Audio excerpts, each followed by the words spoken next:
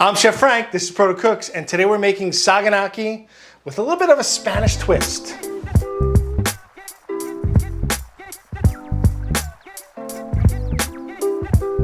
Chef Frank, what the heck is Saganaki?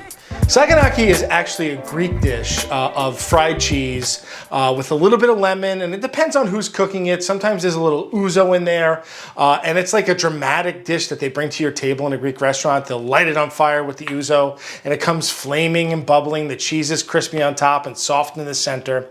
And it's something that I used to get when I was a kid. We used to go out to Long Island and go to a Greek restaurant, and we'd always get a appetizer of this. And today what I'm gonna do is I'm actually gonna mix it up a little, change it up a little, and move away from Greece and go into a little more Spanish or Latin flavors. With this dish, everyone has a different way of making it, and you have to appreciate that, right? I might not make it like your grandmother, I might not make it like your mom or your favorite Greek restaurant. Tell me how you like to make it, put it down in the comments, talk to me, I will answer you back, I'll chat back at you, but tell me how you would make this dish.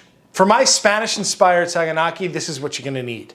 A nice dry sherry, some toasted almonds, some Briette Dulce De Leche cheese, some figs, extra virgin olive oil, flour, and of course, salt and pepper. One of the ingredients that I'm using today is sherry. And what's really funny about this sherry, and the reason I picked it up, is I've actually been to Bodegas Lustau in Spain. It's in Frontera de Jerez. It's a sherry.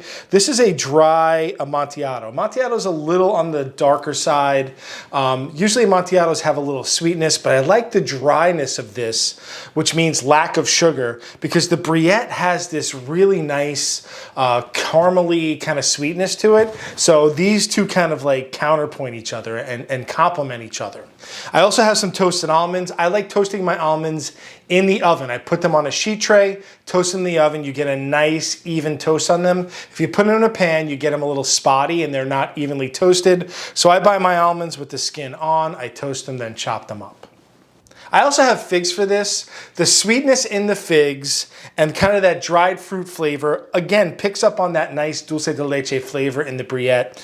You can use fresh figs or dry figs. With the fresh figs, you're just gonna cook them a little less. I can only get dry because figs aren't in season yet, but you can choose which one you want. But again, these complement this cheese really nice. Let's talk about the star of the show, the Briette Dulce De Leche cheese, which is a new product from Caseri Champignon, our sponsor. This is a double cream bloomy white rind cheese. So not only is it super creamy, it has the bloomy white rind, and it has a slight sweetness and caramel notes from the Dulce De Leche flavor. There's a bunch of cool things I love about this cheese. First of all is the size. It's basically enough for two people. It's a great appetizer size, right? It comes packed individually. Nice and clean and easy. So you're gonna eat it all in one shot. Another thing I love about this cheese is that it plays well with a lot of the flavors we're working with today. Sherry, toasted almonds, dry fruit, right? The cheese is slightly sweet, so we get a nice dry sherry, we get a little sweetness from our figs, a little toastiness from our almonds, and it makes a really beautiful dish where everything complements each other. Briette Dulce De Leche is made in Germany using milk from happy Bavarian cows. So let me open one of these up and show you what it looks like. So what's great about this, like I said earlier, is it's a single serving. This is probably good for two people. You can do a really nice appetizer. It comes in this really nice little pack, right? All you do is zip it open, right? And the cheese is actually wrapped again in a little bit of paper. I guarantee you this will be one of the most unique cheeses you've tried in a long time, and I challenge you to experiment with it. Try different things with it. Put that in the comments. Tell me what you do and tell me how it came out. Try this recipe, take this cheese, put it on your next cheese board. It will be a hit. So I'm gonna put a link somewhere around here and in the description of where you can find this beautiful cheese. So I'm all ready to cook this. I have everything I need in front of me. That's called mise en place, in case you didn't know. I'm using a non-stick skillet.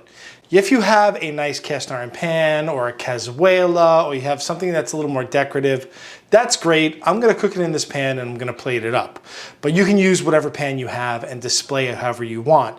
I'm just gonna turn my heat on to kind of medium high. I'm gonna season my cheese with a little salt and pepper, right, on both sides. Little black pepper, a little bit of salt. So we're gonna add this into some flour and get a nice coating on the outside. So the flour is gonna give us a crispy outside, and it's also gonna thicken our sauce a little. The flour and the sherry mixed together makes a nice kind of thick sauce for the finished dish. So our pan is heating up. I'm gonna take some of that extra virgin olive oil, put it in my pan. And all we want to do is get a brown exterior and a soft interior. So it's not going to be in the pan all that long. Right, so let's put this in the pan. I can see that my oil is kind of rippling a little. We can hear it sizzling away. I'm going to put just a little more oil in the pan, right? Look at that, sizzling away happily. I have a spatula for my nonstick pan. Don't use metal in your nonstick pans, please. It ruins them.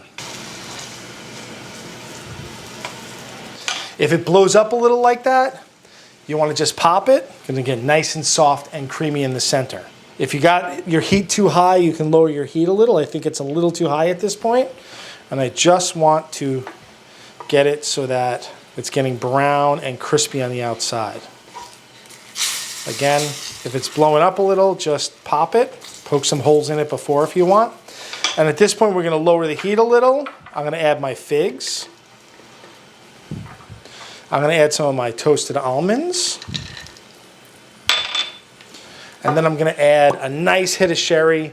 I don't know if it's going to flame up, but if it does, that'd be a good thing. Let's see, can we get some flame? Nah. Woo, we got some flame. Woo.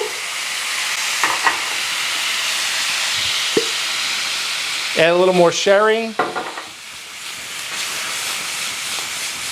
Lower the heat a little. You can see that the sherry is getting a little thick there. I'm going to add a little salt to this.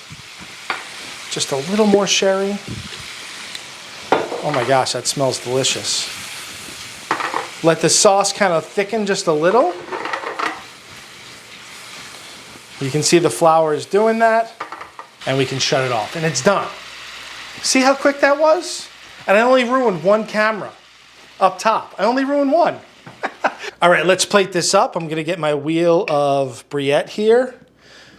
Kind of a little off center. I'm gonna take my figs and my almonds and put them right on top. Right, look at that. And then you get some of that juice or that sauce. Run it around.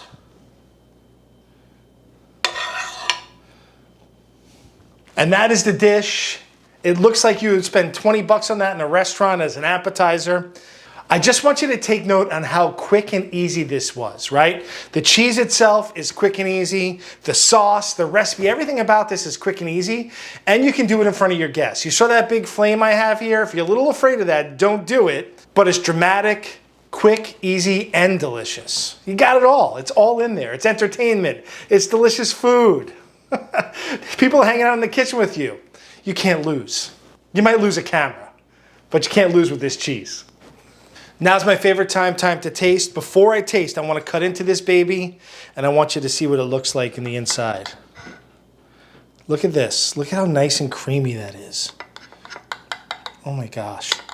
All right, so when we taste, I'm going to get a little bit of the cheese. I'm going to get a piece of almond. I'm going to get a piece of fig and a little bit of that sauce. The sauce has some nice extra virgin olive oil. You can see that. Here we go. Here's my bite. Just like I said earlier, everything complements each other. The cheese is slightly sweet and it has those beautiful caramel notes. The figs and the almonds and the sherry all complement that flavor. I think I could eat this whole thing by myself. I'm gonna give my camera lady a taste. Let's see what she thinks.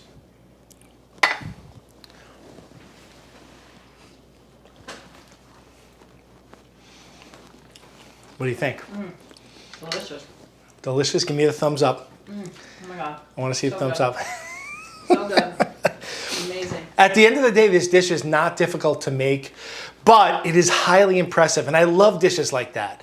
They're not difficult. They have good ingredients. They take minutes to put together, and they impress your guests every single time. Again, be careful when you set things on fire. I'm a professional. You might not be. So if you're not comfortable with it, stay away. So let me know how it goes for you when you make this dish. Tag me on Instagram, tag me in Facebook, tag me on all social media. I'd love to see what you do with this dish. I hope you enjoyed this video. If it did, give us a thumbs up, like, and subscribe. We have merch in the description down below. We have a P.O. box down there as well. I want to thank our Patreon patrons for supporting us. We really appreciate your support. I want to say a special thank you to Caseri Champignon for sponsoring this video, supplying us with cheese, and just being a great all-around sponsor with amazing products.